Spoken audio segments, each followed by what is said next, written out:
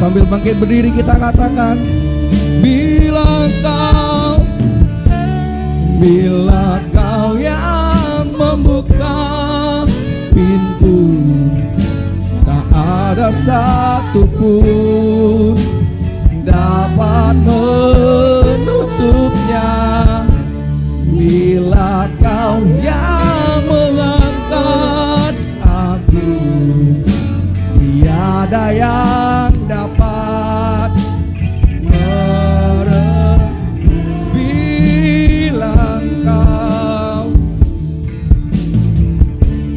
bila kau yang membuka pintu, tak ada satupun dapat menutupnya.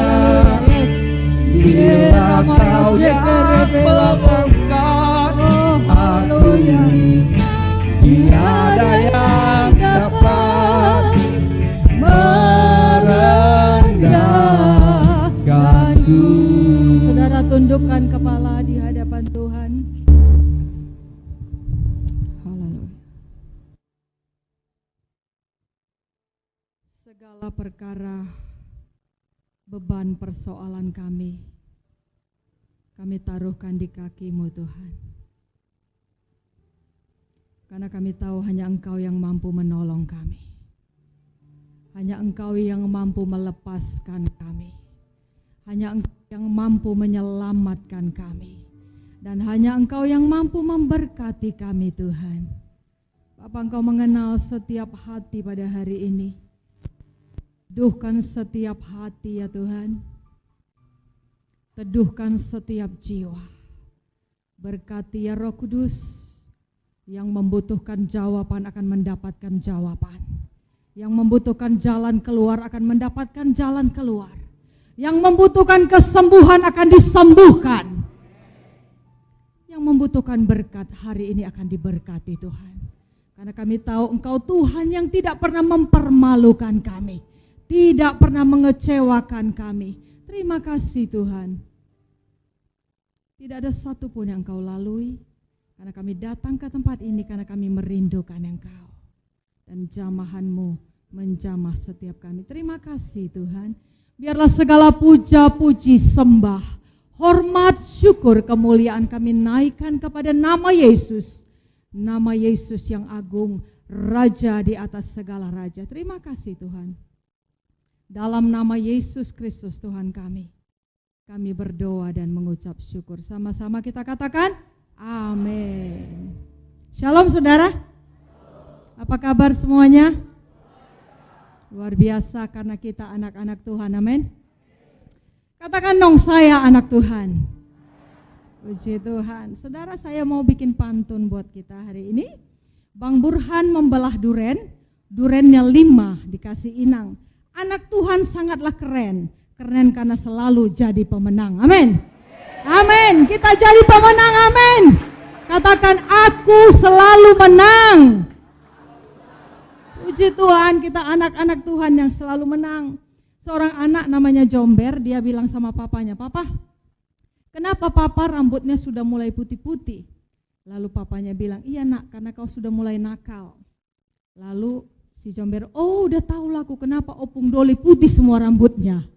Itu berarti karena papa nakal kali, katanya saudara. Jadi kita anak Tuhan yang tidak nakal, amin. Lihat kiri kananmu, katakan, saya tidak nakal. Puji Tuhan. Saudara silakan duduk pada hari ini, kita bersuka cita. Saudara, tema atau judul firman Tuhan pada hari ini adalah masalah kelar, mujizat datang di luar nalar. Masalah kelar artinya masalah tuntas, masalah selesai, masalah beres. Kemudian mujizat datang di luar nalar, itu maksudnya begini saudara. Saya mengecek dan saya tahu Anda pun mengerti apa itu mujizat. Menurut KBBI, mujizat adalah keajaiban, peristiwa yang ajaib yang diberikan Tuhan kepada orang yang percaya, yang tidak bisa diterima oleh nalar akal pikiran sehat kita.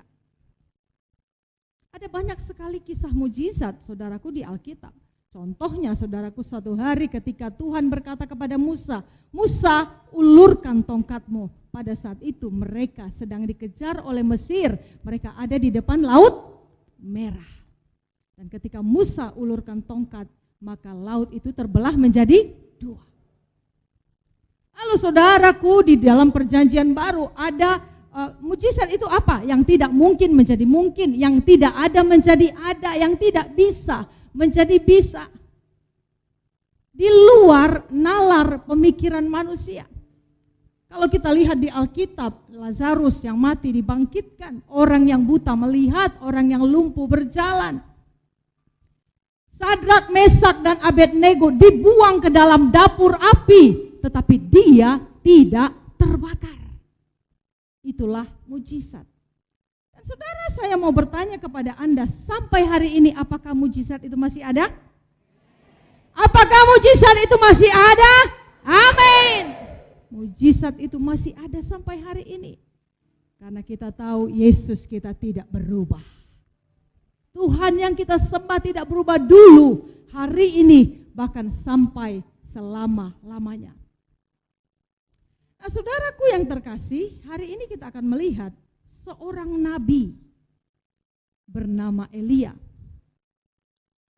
Saat itu musim kering sekali, kering kerontang karena 3 tahun tidak turun hujan. Kenapa tidak turun hujan? Tuhan menghukum Israel. Kenapa? Karena Raja Ahab pada saat itu menyembah Baal, dewa Baal, sehingga Tuhan marah dan menghukum Israel 3 tahun kering. Dan Tuhan suruh dia pergi ke sungai Kerit untuk tinggal di sana.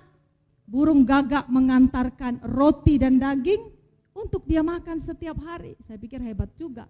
Berarti orang pemakan burger pertama adalah Nabi Elia. Karena ada daging dan ada roti. Dan kemudian saudaraku, akhirnya sungai itu pun kering. Karena tidak turun hujan. Dan Tuhan berfirman kepada Elia untuk menyuruh dia pergi ke sebuah daerah bernama Sarfat. Sarfat itu saudaraku, kalau bahasa apanya Fenisia, sekarang itu disebut Lebanon. Nah, saudaraku, kita akan melihat firman Tuhan di dalam 1 Raja-Raja 17 ayat 8 sampai ke 10 bagian A. Kita akan baca bersama 1, 2, 3. Maka datanglah firman Tuhan kepada Elia, bersiaplah, pergilah ke Sarfat yang termasuk wilayah Sidon, dan diamlah di sana.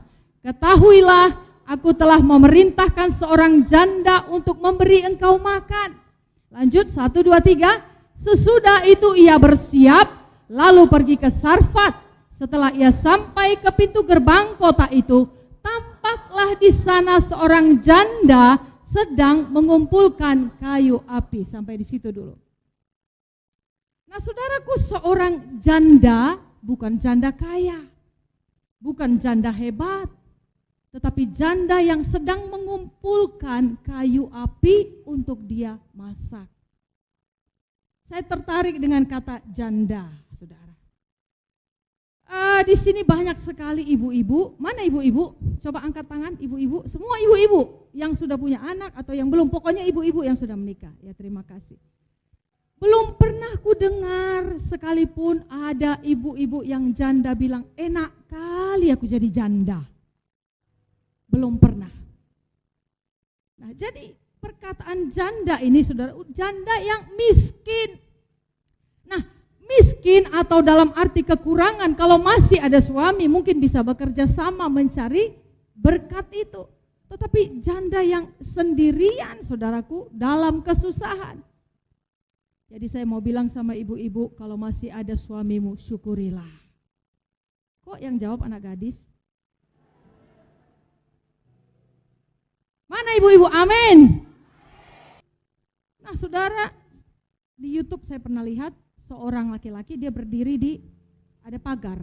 Dia berdiri, tiba-tiba rupanya ada banyak semut. Dia marah, dia injek, dia pergi. Baru berapa detik dia pergi, lewat bus, jebrang, menabrak gerbang itu. Saudara lihat, bisa saja Tuhan pakai semut itu untuk menyelamatkan dia pergi. Dia marah pada semut itu, dia injak, dia pergi. Nah, satu keluarga saudaraku merencanakan hendak pergi piknik, naik kapal pesiar. Sudah kumpul uang, siapkan uang, beli tiket, mau pergi. Tiba-tiba waktu dijadwalkan mau pergi besok, hari ini anaknya sakit. Wah, satu keluarga ini kecewa. Duh, kenapa lah sakit? Anaknya lagi salahin. Mungkin kau ini, mungkin kau salah ini, salah ini. Saudara tidak. Akhirnya mereka batal pergi karena anaknya sakit. Nah, saudaraku, setelah kapal itu berlayar, 1 hari kemudian kapalnya tenggelam di tengah laut. Nah, saudara lihat cara-cara Tuhan. Ada banyak cara yang mungkin tidak masuk akal bagi kita. Saya mau katakan, apapun yang terjadi, jangan cepat-cepat kecewa, jangan cepat-cepat marah. Bisa saja ada maksud Tuhan di balik peristiwa itu. Katakan amin. Nah, kalau kita melihat perempuan ini tidak marah, saudara. Kita melihat ayat 12 selanjutnya, kita akan baca. Kita baca bersama dengan keras, 1, 2, 3. Perempuan itu menjawab, demi Tuhan Allahmu yang hidup, sesungguhnya tidak ada roti padaku sedikit pun, kecuali segenggam tepung dalam tempayan dan sedikit minyak dalam buli-buli. Dan sekarang aku sedang mengumpulkan 2-3 potong kayu api, kemudian aku mau pulang dan bagi anakku. Dan saudara lihat betapa mirisnya kehidupannya. Tidak ada kita yang lebih miskin dari janda itu. Cuman segenggam tepung dan sedikit minyak, karena makanan mereka itu tepung dan minyak diolah, saudara. Ibarat kita di Indonesia ini segenggam beras dan sebutir telur, itulah kira-kira, saudara. Lalu setelah itu habis, tinggal matinya saja. Miris, sedih. Nah, saudara, kalau kita melihat masalah kekeringan, harga-harga mahal, perempuan itu tidak punya uang untuk membeli makanan. Saya mau katakan, masalah saya tersenyum dan tertegun melihat satu slogan di pinggir jalan, slogan satu usaha jasa di Indonesia, mengatasi masalah tanpa masalah. Saudara pasti pernah dengar, mengatasi masalah tanpa masalah. Oke, kita melihat, saudara, ini kalau orang Medan bilang apa? Gade. Oke, katanya mengatasi masalah tanpa masalah. Kita lihat. Tentu menyediakan hepeng, kefe. Datanglah pengusaha muda. Usahanya sedang bermasalah. Tentu dia butuh modal tambahan. Datanglah si ganteng pengusaha muda. Oke, datang kemari. Apa yang kau bawa, Bang? Oke, surat rumah. Oke, silakan bertukar. Ya, senyumlah sedikit. Oke, sekarang Samuel mendapat uang. Biasanya kalau orang dapat uang senang apa tidak? Senang, senyumlah. Hore bilang. Ya. Sini. Hore, hurra. Hurra. Karena dia sudah dapat uang. Senang kan? Oke, sekarang saya tanya. Menurut saudara, masalah dia selesai apa tidak? Tidak. Oke lah, dia dapat uang untuk modal. Tetapi kalau dia tidak bayar bunga di sini, tidak bayar, bunganya akan bertambah. Tidak bayar, modalnya pun terakhir, saudara, bunga dan modal, ininya pun jadi apa? Hilang, disita rumahnya. Sekarang, tadi dia manortor joget, senang. Sekarang ini yang joget, wong kok ngene kok dibanding-banding ke. Iya kan? Karena dia yang mendapat rumahnya si Samuel. Saudaraku, di dunia ini tidak ada masalah, saudaraku, yang gampang selesai. Masalah itu akan beres ketika kita datang kepada Tuhan. Katakan amin. Amin. Ya, haleluya. Terima kasih ya. Terima kasih, Tuhan berkati. Saudaraku, tidak ada itu mengatasi masalah tanpa masalah. Masalah kita akan kelar, akan beres, akan tuntas ketika kita datang kepada Tuhan. Dan kita melihat janda ini, saudaraku. Kita melihat, saudaraku, 1 Raja-Raja lanjut ayat 13 sampai yang ke-15. Kita baca bersama. 1, 2, 3. Tetapi Elia berkata kepadanya, janganlah takut, pulanglah, buatlah seperti yang kau katakan. Tetapi buatlah lebih dahulu bagiku sepotong roti bundar kecil daripadanya, dan bawalah kepadaku. Kemudian barulah kau buat bagimu dan bagi anakmu. Lanjut, sebab beginilah firman Tuhan Allah Israel, tepung dalam tempayan itu tidak akan habis, dan minyak dalam buli-buli itu pun tidak akan berkurang, sampai pada waktu Tuhan memberi hujan ke atas bumi. Saudara, berapa tahun tadi musim kering? 3 tahun janda ini dipelihara Tuhan. Hanya karena apa? Dia taat. Dia taat. Sedikit, tetapi dia dulukan hambanya, nabinya Tuhan. Ketika nabinya Tuhan bilang jangan takut, lakukanlah. Saudara, saya sangat percaya kepada upah dari kemurahan hati. Janda ini murah hati. Di samping taat, dia murah hati. Dia rela berbagi meskipun itu sedikit. Kan dibilang Nabi, buat dulu aku, lalu kau buat untukmu. Kan dia bagi, berarti saudara. Saya percaya akan upah kemurahan hati.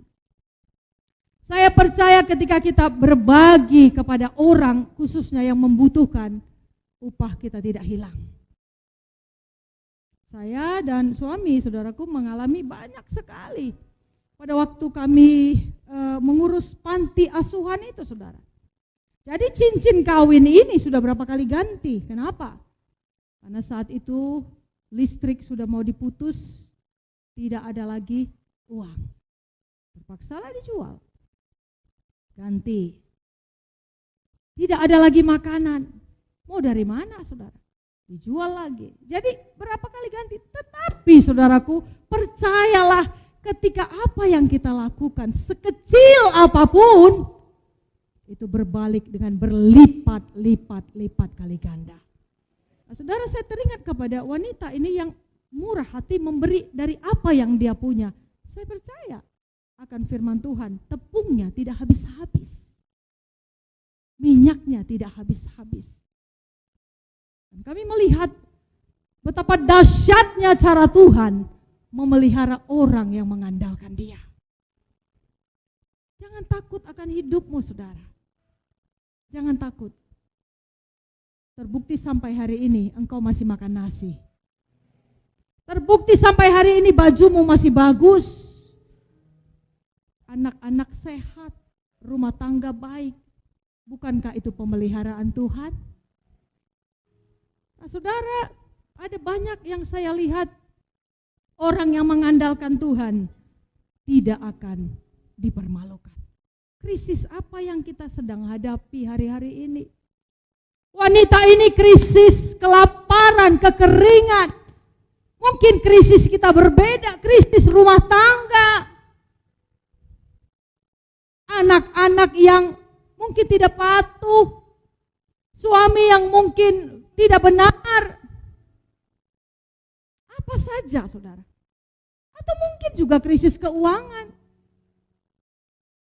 Seperti lagu tadi, segala perkaraku kubawa di kakimu. Hanya engkau yang bisa menolong aku. Nah, saudara, ada 3 ilustrasi yang diberikan seorang bapak kepada anaknya. Nak, kamu mau tahu? Kalau orang percaya itu sebenarnya 3 modelnya. Dia seperti kentang, seperti telur, atau seperti kopi. Dan masalah itu selalu datang, silih berganti di dalam kehidupan seseorang. Nah, ketika direbus, kentang itu semula dia itu imannya kuat. Tetapi ketika kena air panas, direbus, kalau air panas itu masalah, maka kentang itu menjadi lembek sekali dan mudah hancur. Telur, sebenarnya hatinya lembut, gampang pecah, sangat-sangat halus. Tetapi ketika ada masalah dia menjadi keras, tegar, tidak mau lagi ikut Tuhan. Tetapi nak, jadilah seperti kopi. Ketika direbus, disiram air panas, harumnya keluar. Kita mau menjadi seperti kopi. Artinya apapun boleh terjadi. Kalaulah masalah itu adalah air panas, maka kopi itu akan mengeluarkan aroma dan kopi itu berkhasiat. Katakan amin. Harum untuk nama Tuhan dan untuk sesama. Nah saudara, apapun masalah boleh terjadi tadi. Wanita itu saudaraku kuncinya taat. Saudara, kalau kita melihat di Alkitab ada banyak sekali orang yang taat. Abraham taat ketika Tuhan bilang, Abraham, bawalah anakmu ke Gunung Moria dan persembahkanlah di sana. Dia taat. Saudara pikir hatinya tidak hancur? Saudara pikir hatinya dari besi? Tetapi dia taat, dia bawa anaknya, dia bawa kayu api, dia bawa pisau. Walau dengan hancur hati dia taat. Akhirnya dia menjadi bangsa yang besar dan anaknya tidak jadi dipotong karena Tuhan sediakan domba. Nuh taat meskipun orang bilang dia orang gila. Bagaimana dia tidak gila membangun bahtera di atas gunung? Apa tidak gila itu? Bangun bahtera, bangun perahu, kapal besar di atas gunung. Orang-orang sekelilingnya bilang gila kau. Tetapi dia taat, karena ketaatannya satu keluarganya selamat oleh air bah. Ada banyak contoh-contoh taat. Naaman yang taat, seorang jenderal besar, ketika Nabi katakan kau akan sembuh ketika kau mandi di sungai Yordan. Dia marah awalnya. Apakah tidak ada sungai yang lebih bersih daripada sungai Yordan? Di negeriku ada banyak sungai yang bersih, yang indah. Tetapi dia taat. Dia pergi mencelupkan tubuhnya berapa kali saudara? 7 kali. Betapa malunya sebagai seorang jenderal pergi ke sungai Yordan lalu mencelupkan badannya 7 kali. Aneh. Tetapi dia taat sehingga badannya menjadi sembuh dan pulih. Taat saudaraku. Petrus taat. Ketika Tuhan katakan, marilah kita bertolak ke tempat yang lebih dalam. Padahal dia sudah putar-putar di situ, toh tidak ada ikan satupun. Dia sudah capek, dia marah, dia kesal. Tetapi Tuhan suruh dia pergilah. Dia pergi. Dan akhirnya dia mendapatkan ikan yang banyak sekali. Nah saudara, upah dari ketaatan. Apa yang Tuhan mau dari engkau dan aku untuk taat? Taat tetap setia, taat tetap berdoa, taat tetap mengandalkan Tuhan, taat tetap membaca firman, taat tetap menjadi suami yang baik, taat menjadi istri yang luar biasa, menjadi anak-anak yang menjadi berkat, anything, apa saja saudara. Hari ini kita belajar dari wanita itu. Wanita yang hebat, yang luar biasa, yang karena ketaatannya, karena kemurahan hatinya, dia dipelihara Tuhan 3 tahun di masa kekeringan. Puji Tuhan saudara. Hari ini kita akan nanti ada perjamuan kudus. Saya kira saya tidak panjang dalam firman Tuhan. Kita bangkit berdiri. Kami tahu kami aman dalam tangan-Mu Tuhan. Kami tahu di masa-masa krisis sekalipun Tuhan memelihara hidup kami. Ajar kami memiliki hati seperti wanita itu yang selalu taat. Apa yang Kau inginkan dari hidup kami untuk kami kerjakan, dan biarlah kami kerjakan Tuhan. Betapa kami mengasihi Engkau. Kami cinta Engkau. Berkati semua umat-Mu Tuhan. Kuatkan mereka di masa-masa krisis ini. Tuhan menolong, Tuhan memampukan, Tuhan memberkati, Tuhan berikan jalan keluar. Tuhan ada di depan kami yang selalu menjaga kami. Terima kasih Tuhan. Percaya janji-Mu ajaib, terbukti